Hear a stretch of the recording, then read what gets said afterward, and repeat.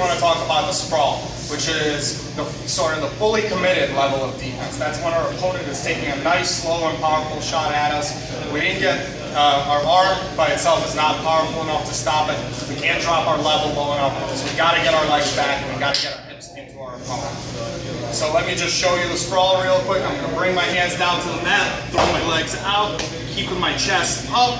My front leg is the leg that's digging down into the mat. My back leg, I'm just using sort of as a balancing leg here, making sure my hips are relatively square with the floor, my chest is up, and I'm driving my hips down into the dirt. Let me show you guys this again real quickly from the side. There's a very important detail. What I'm doing with notice what I'm doing with my shoelaces on my front leg. Shoelaces to the mat. I don't want my toes digging into the mat here.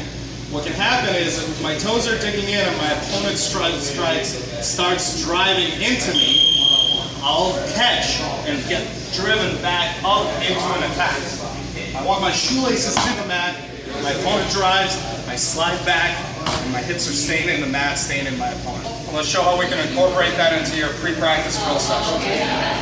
Hands down, lower my level from my butt, dropping my hip into the mat, other leg out for stabilization. As you do this, you want to be circling away from your opponent. So if my opponent is attacking my front leg, I'm going to circle in the other direction.